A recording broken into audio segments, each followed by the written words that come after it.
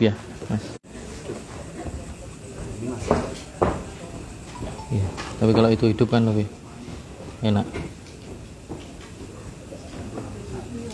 Tes 1 2 3 4. Tes 1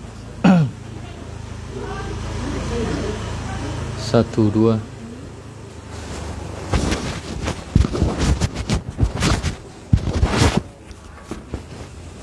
Udah hidup, Mas. Kabelnya. Sabun.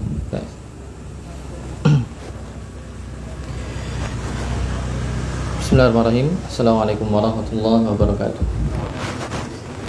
Alhamdulillah wassalatu wassalamu ala Rasulillah wa ala alihi wa sahabatihi wa man tabi'ahum bi ihsanin ila yaumil qiyamah. Amma ba'd. Allahumma 'allimna ma yanfa'una wanfa'na bima 'allamtana wa zidna 'ilman ya rabbal alamin. Bapak Ibu sekalian yang dimuliakan oleh Allah Subhanahu wa taala, jamaah pengajian malam Jumat di kampus Jalanan yang saya muliakan dan saya hormati. Moga kita lanjutkan pembahasan atau pembacaan kitab Syarah Al-Urjuzah Al-Mi'iyah fi dzikri hali asyrafil bariyah. Salah satu kitab yang membahas tentang biografi atau profil kisah hidup Nabi kita Muhammad sallallahu alaihi wasallam. Di pertemuan yang lalu kita sampai ke bait 69 ya, bait ke-69 terkait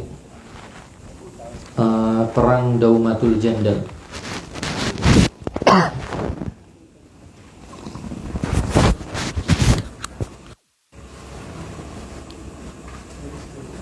Ya, di bait 69 kemarin Ibnu Abil Is Al-Hanafi mengatakan wa Daumatul Jandali qila wa hasal aqdu banatil Harits ba'du wattasal.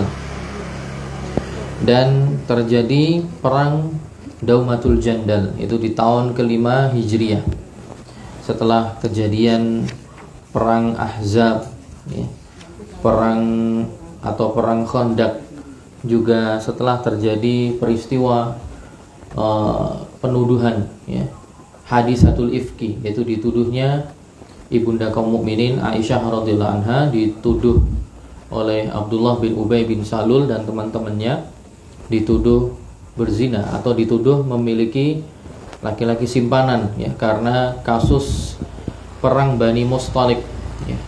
Perang Bani Mustalik di mana Nabi SAW ketika berperang, Nabi mengajak salah seorang istrinya biasanya untuk ikut dan diundi ya. Diundi siapa yang jatahnya ikut. Dan pada saat itu yang dapat jatah ikut perang bersama Nabi adalah Aisyah radhiyallahu taala anha.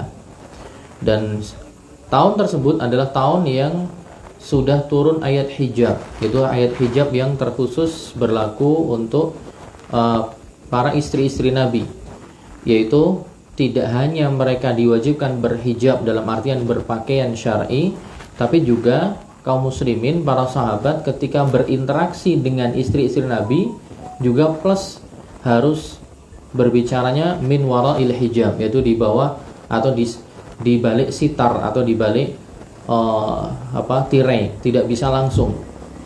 Nah, Aisyah pada saat itu sebagaimana kita sampaikan sebelumnya ikut bersama Nabi ya, dinaikkan di atas kendaraan onta pada saat itu, dan di atas ontanya itu ada bahasa Arabnya itu hudaj, yaitu seperti kayak rumah-rumahan kecil untuk bisa dihuni di situ untuk istirahat ya, ketika naik kendaraan. Dan di Bani Mustalik ketika diberikan kemenangan oleh Allah SWT dalam peperangan, suatu ketika mereka turun ya, ketika mereka turun beristirahat ya, Aisyah radhiyallahu anha keluar dari persinggahannya tadi. Ternyata tidak terasa kalungnya jatuh ya, ketika keluar kalungnya jatuh, dicari-cari ke sana kemari tidak ketemu ya, bahkan ternyata nyarinya sampai agak jauh jaraknya, sehingga para sahabat pada saat itu menganggap Aisyah itu masih di atas ontanya, karena Aisyah pada saat itu ya di tahun ke-5 Hijriah itu masih ibaratnya kalau perempuan belum lemaknya belum bertambah, alias berat badannya masih ideal gitu. Ya, masih langsing lah gitu. Jadi ketika ontanya itu gerak lagi untuk jalan, itu kayak seperti tidak ada perbedaan. Berbeda nanti ketika sudah mendekati Nabi wafat di tahun-tahun terakhir, Aisyah mulai berat badannya naik sehingga tentunya berbeda. Nah, pada saat itu para sahabat mengiranya Aisyah masih di dalam, tidak keluar. Hanya kemudian mereka tinggal, ya, pasukan Nabi SAW berjalan, dan ternyata Aisyah tertinggal di belakang. Dan Aisyah baru menyadari itu untuk mengejar mereka sudah tidak kuat lagi, akhirnya sampai kecapean di tengah jalan, ketiduran.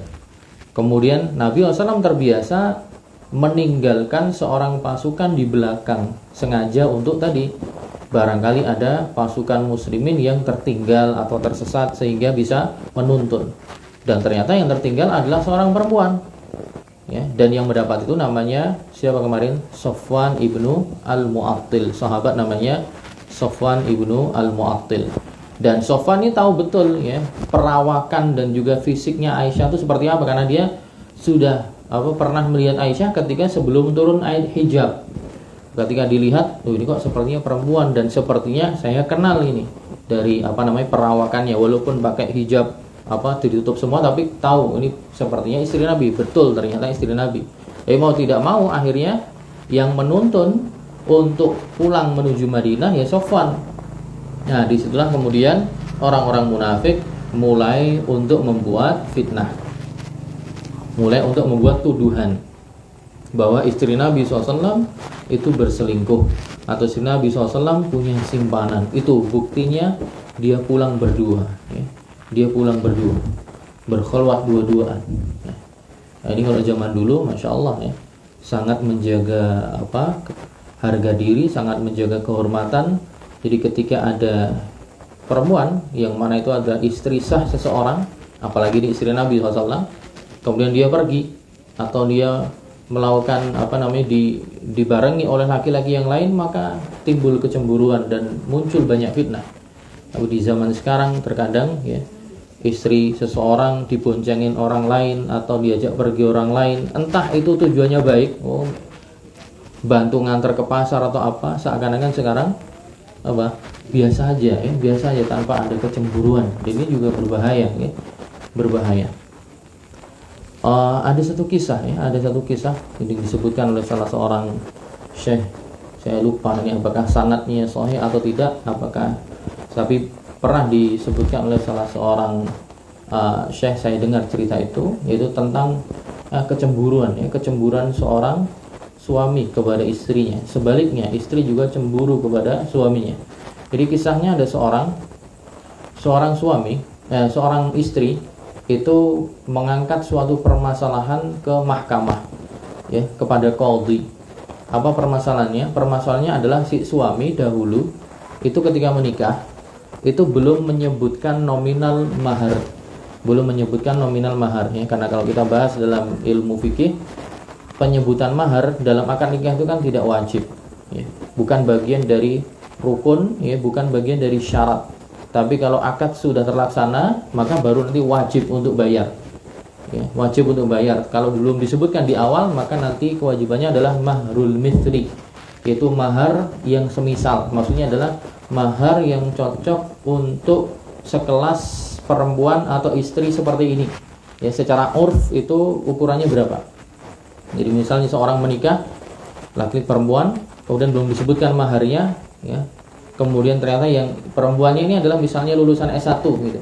Nah, nanti kalau misalnya sebelumnya belum disebutkan maharnya, nanti ketika dia menuntut maharnya, maka ukurannya dikembalikan kepada kebiasaan di daerah tersebut. Kalau perempuan lulusan S1 itu biasanya maharnya berapa? Misalnya secara urf, kalau lulusan S1 itu maharnya biasanya ya 3 gram emas misalnya. Berarti nanti yang berhak diminta dan wajib dibayarkan oleh suami adalah seukuran itu. Nah, kembali ke kisah tadi. Jadi dulu, ya, disebutkan ada seorang perempuan yang dia itu ketika menikah dulu dijanjikan mahar ukuran tertentu. Setelah akad nikah selesai, juga mereka membangun biduk rumah tangga, ternyata tidak kunjung untuk diberikan maharnya. Dan itu kan haknya istri, ya, haknya istri. Karena tidak kunjung diberikan maharnya, dia lapor ke ke mahkamah, ke qadhi. Kemudian di situ dilaksanakan persidangan. Dan si perempuan tadi, ya, istrinya itu adalah seorang perempuan yang berniqab, ya, memakai cadar, gitu. Kemudian dia mengaku bahwa suaminya akan membayar sekian dinar untuk maharnya.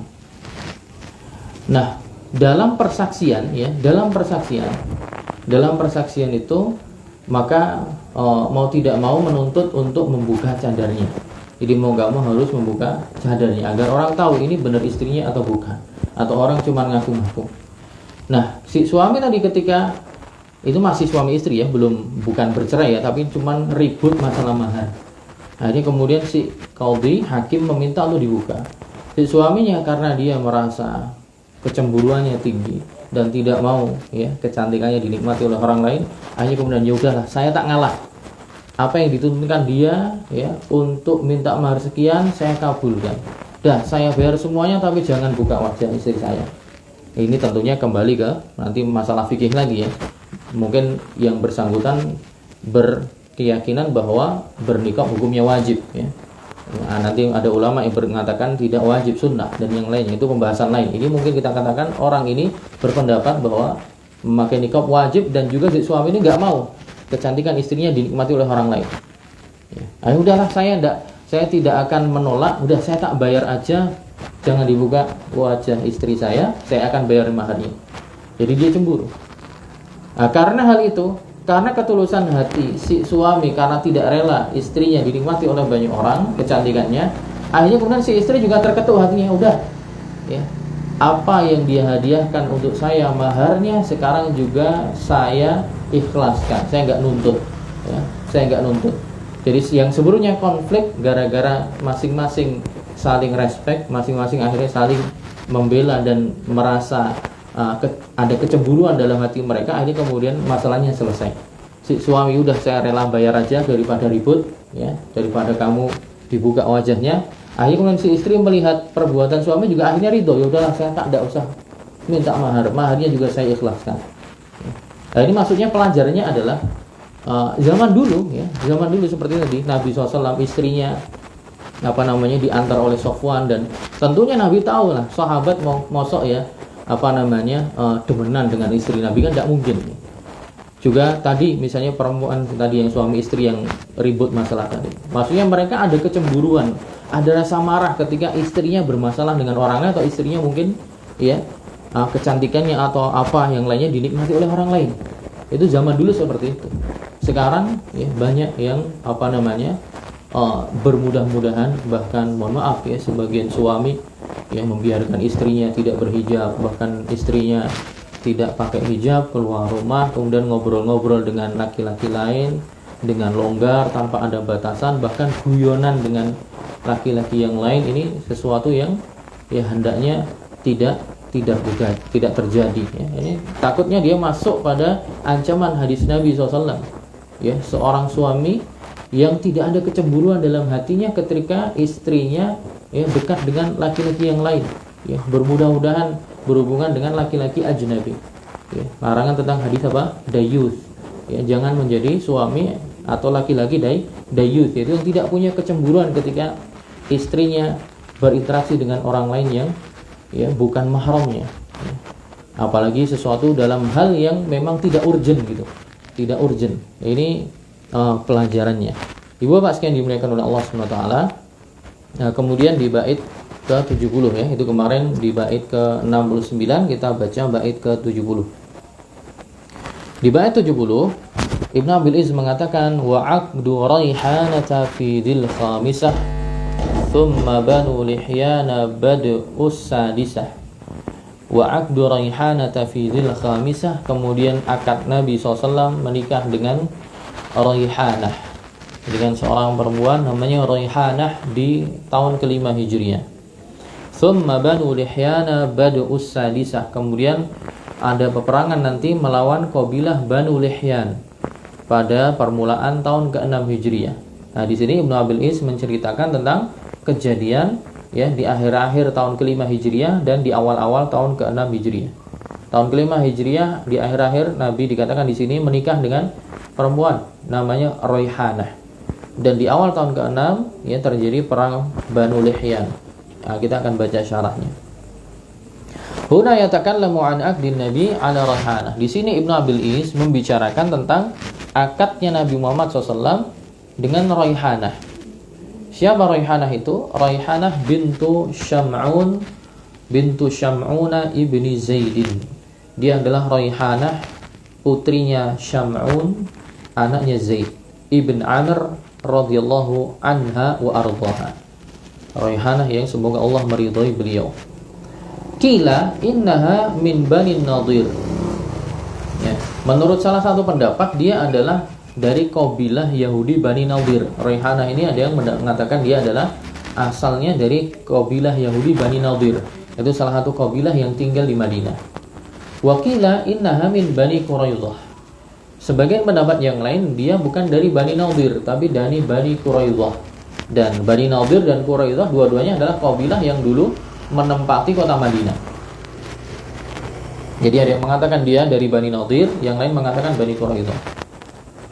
Wal aksar ala annaha min Bani Nadir. Adapun pendapat mayoritas ulama sejarah lebih menguatkan bahwa Raihanah ini adalah dari kabilah Yahudi Bani Nadir. Wa kanat mutazawwijatan bi rajulin. Namun dahulu memang dia menikah, suaminya adalah seorang lelaki dari Bani Quraidah. Ya, jadi sama-sama kabilah Yahudi, tapi kalau Raihanah dari Bani Nadir, kemudian suaminya dari Bani Quraidah. Falladina nasabuha li Bani Quraidah likauni zawjiha as-sabiq al-Yahudi kana min Bani Quraidah. Adapun argumen landasan pendapat bagi yang mengatakan Raihanah itu adalah Bani Nadir, Bani Quraidah, karena adalah suaminya sebelumnya adalah orang Bani Quraidah. Ya, karena kebiasaan orang Arab dahulu ya menikahkan ya sesama sukunya, ya suku ini dengan suku ini yang sama marganya, ibaratnya marganya sama atau sukunya, rumpun sukunya sama. Yuqalu lahul Hakam al-Quradi. Ya, suami sebelumnya namanya adalah Al-Hakam al-Quradi. Jadi dia berarti sudah menikah lebih dari satu kali. Ya, pernikahan sebelumnya dengan Al-Hakam al-Quradi, mungkin kemudian bercerai atau mungkin meninggal. Ya, di sini tidak ada penjelasan secara spesifik, tapi sebelumnya dia pernah punya suami namanya Hakam al-Quradi. Ya. Atau mungkin satu mungkin ya, bukan dua. Ini maksudnya adalah laki-laki yang menjadi suaminya, ya, suami Raihanah, bukan dua ya, tapi satu. Jadi dia pernah punya suami dari Bani Quraidah namanya Hakam al-Quradi. Kanat fi sabyin Nabi. Nah, dahulu si Raihanah ini adalah tawanannya Nabi SAW. Ya, tawannya Nabi SAW. Istafaha li nafsih. Nabi pilih untuk beliau sendiri. Yang kita tahu kan sebelumnya bahwa Bani Quraidah dan juga Bani Nadir itu adalah dua kabilah Yahudi, ya, yang sebelumnya tinggal di Madinah, tapi karena berkhianat kemudian diusir. Ya, kemudian diusir. Terakhir yang diusir adalah Bani Quraidah karena berkhianat setelah perang Ahzab. Ya, setelah perang Ahzab, kemudian yang sebelumnya yang kabilah Bani Qainuqa setelah perang Badar, kemudian Bani Nadir setelah perang Uhud. Untuk Bani Qainuqa dan Bani Nadir itu tidak sampai dibinasakan, tapi mereka diusir, ya. Diusir oleh Nabi SAW dari Madinah. Boleh bawa barang, bekal sesuai atau semampu yang bisa dibawa, tapi mereka masih diberikan keselamatan.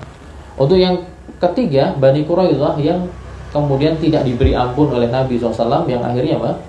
Mereka dibantai, ya, karena berkhianat ketika perang Ahzab. Jadi yang anak-anak dan perempuan menjadi tawanan, kemudian yang dewasa maka dihukum mati. Karena sudah melampaui batas, ya, sudah ketiga kalinya ini, ya, kabilah Yahudi ini yang pertama, kedua masih diberi ampun, yang ketiga justru malah tetap berbuat sama. Akhirnya kemudian dihukum mati yang dewasa. Nah,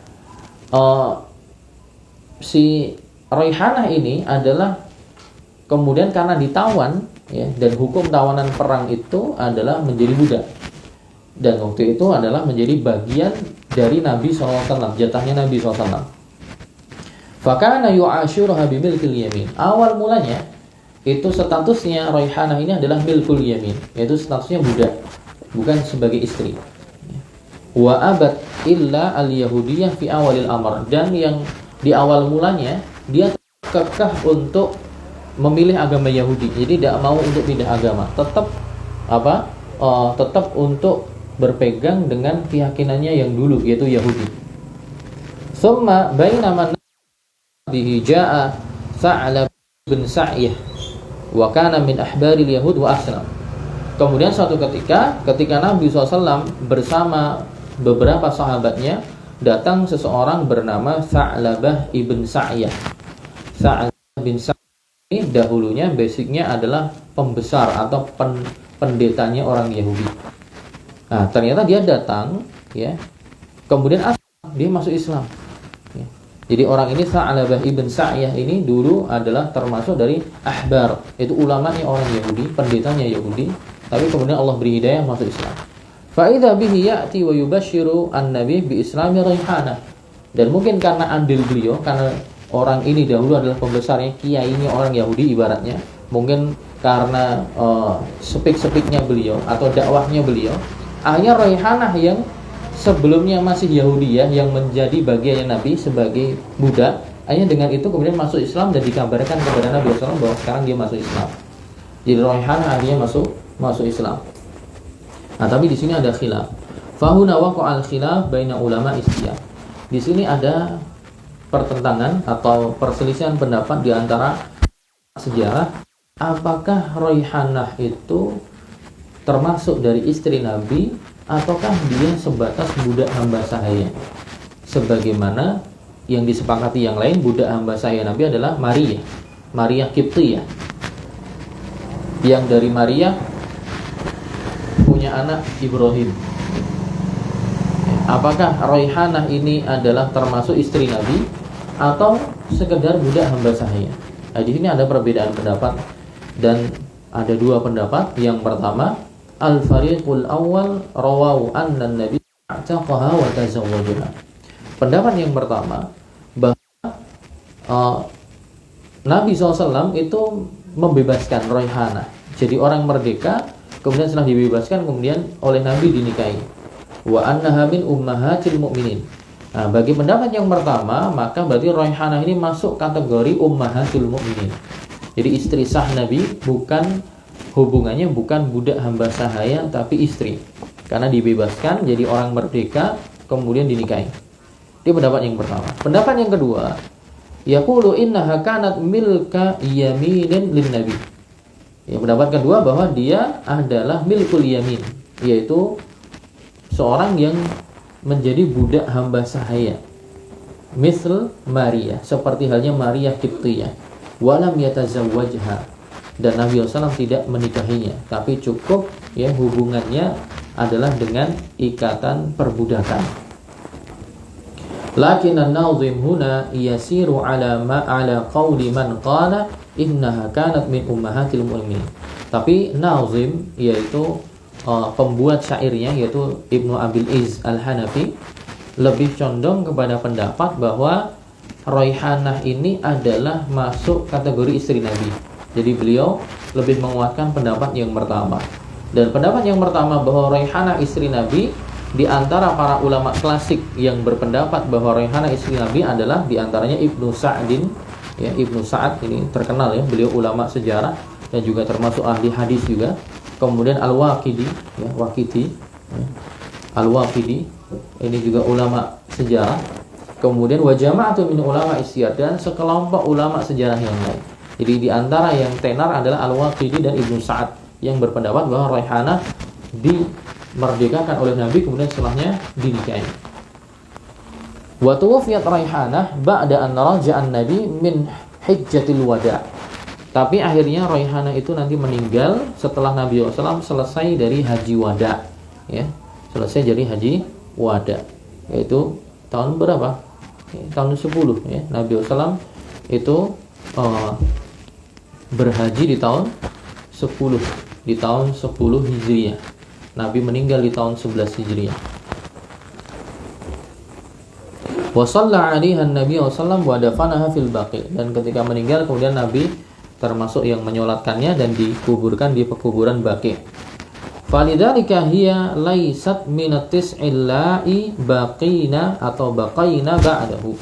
Jadi kalau Raihanah ini ya, kita ambil pendapat yang kedua bahwa dia bukan istri Nabi, maka dia tidak masuk ya sejumlah istri Nabi yang jumlahnya yang masih tersisa setelah Nabi SAW wafat. Wa ummahatul mu'minin allati mutna fi hayatihi radhiyallahu sallallahu alaihi wasallam ghairu haula ittisa al-mujma' alaihim. Dan ibunda-ibunda kaum mukminin yang meninggal ketika Nabi SAW masih hidup selain yang 9 yang tersisa, al-mujma' alaihim, yang terjadi konsensus atau kesepakatan ulama adalah yang meninggal ketika Nabi masih hidup yang disepakati ulama ada 2, Khadijah dan Zainab bintul Khuzaimah. Jadi yang berpendapat bahwa Raihanah bukan istri Nabi, maka berarti Nabi menangi istri-istri yang meninggal itu 2, yaitu Khadijah dan juga Zainab bintul Khuzaimah. Tapi bagi yang berpendapat Raihanah adalah istri Nabi, berarti Nabi SAW ditinggal wafat istrinya 3 ketika beliau masih hidup, ditambah Raihanah. Fayakunu majmu' ummahatil mu'minin 11 imra'ah. Bagi yang tidak memasukkan Raihanah sebagai istri Nabi, maka jumlah total istri Nabi itu 11. Tapi yang memasukkan Raihanah sebagai istri Nabi, maka jumlahnya 12. Hafal enggak namanya? Yang pertama, sini Pak, Khadijah. Yang kedua, siapa yang kedua? Salah. Siapa? Ayo. Hampir belum benar. Khadijah, terus yang kedua, ayo dapat kerupuk nanti tambah. Saudah, ya. Saudah bintu Zam'ah. Yang ketiga, Aisyah. Yang keempat,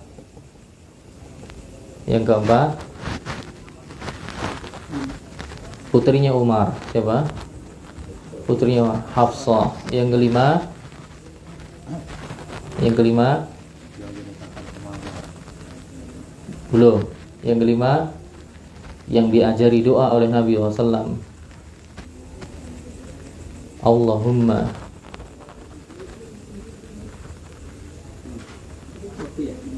yang kelima Allahumma apa itu doanya sih? Allahumma khluf. Pasti doanya kalau saya lupa ketika ditinggal wafat itu. Allahumma ajurni fi musibati wa khluf li khairan minha. Dan Ummu Salamah yang kelima. Yang keenam,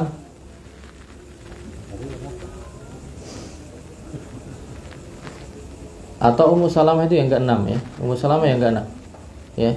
Sebelum Ummu Salamah itu Zainab bintul Khuzaimah, Ummul Masakin. Ya, sepertinya yang sebelum Ummu Salamah Zainab bintul Khuzaimah, Ummul Masakin. Jadi saya ulangi, Khadijah, Saudah, Aisyah, kemudian Hafsah, kemudian baru Zainab bintul Khuzaimah, kemudian Ummu Salamah. Setelah Ummu Salamah kemudian Zainab bintu Jahash.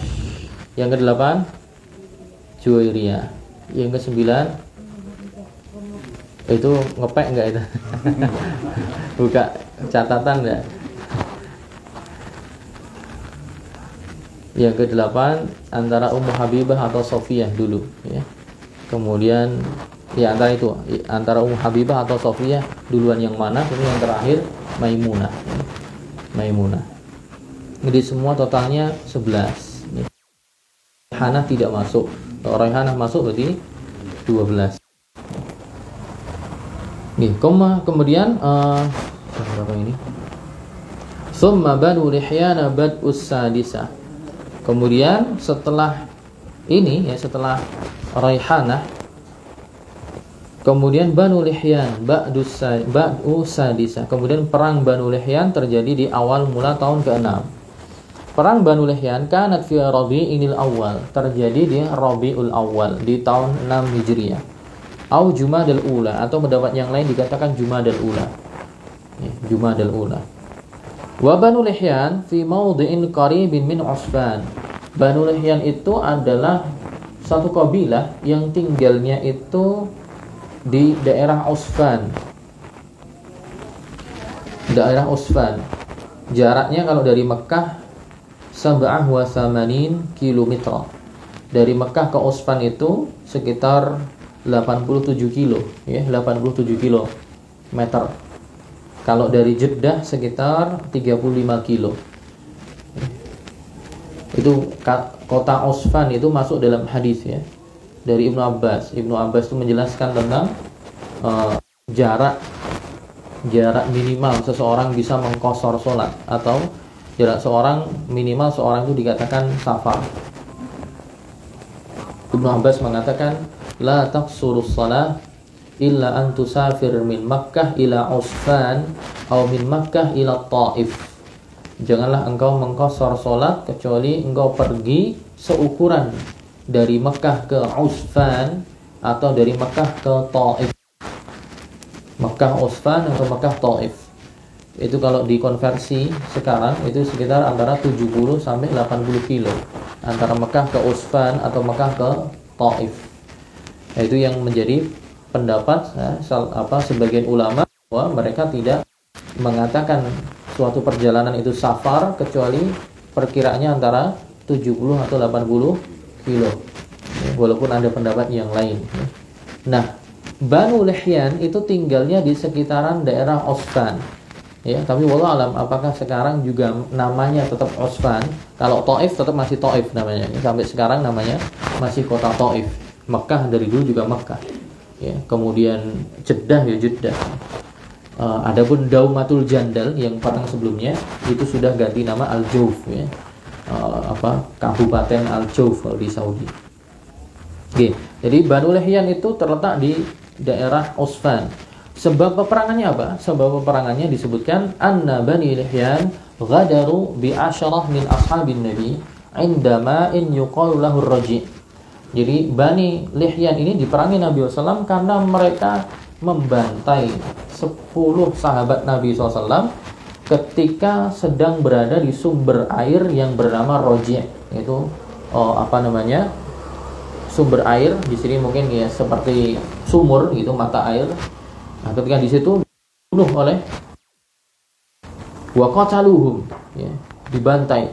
Minhum Khubayb ibn Adi al-Ansari, di antara sahabat yang terkenal yang masuk dari, ya, kelompok orang-orang yang dibantai tadi adalah sahabat Khubayb ibn Adi al-Ansari dan juga Zaid ibn Ad-Dathnah radhiyallahu taala anhum. Fa kharaja Rasulullah SAW liqitalihim, karena dibantai oleh mereka, maka Nabi SAW pun kemudian keluar membawa pasukan untuk memburu mereka.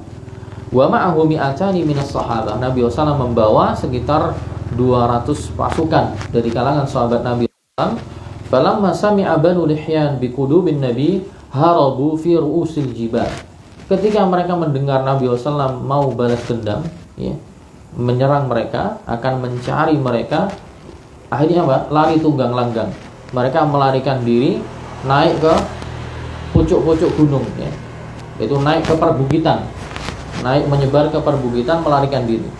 Wa aqama an-nabi yawman aw yawmain. Nabi sallallahu berada di wilayah itu, ya, di wilayah Usfan, itu tempat kampungnya mereka, ditunggu oleh Nabi sekitar 1 atau 2 harian. Wa ba'atha as-saraya fi kulli nahiyatin yab'atsuna 'amman haraba minhum falam yusib minhum ahad. Nabi sallallahu mengutus beberapa pasukan untuk mencari mereka, ya, cari sampai ketemu masing-masing batang hidup. Qadarullah tidak ditemukan. Mereka sudah minggat melarikan diri entah kemana, setelah membantai 10 sahabat Nabi. Nabi sallallahu taba'a an-nabi sayyarahu fi haula'i sahabah alladziina kanu ma'ahu ila Usfan.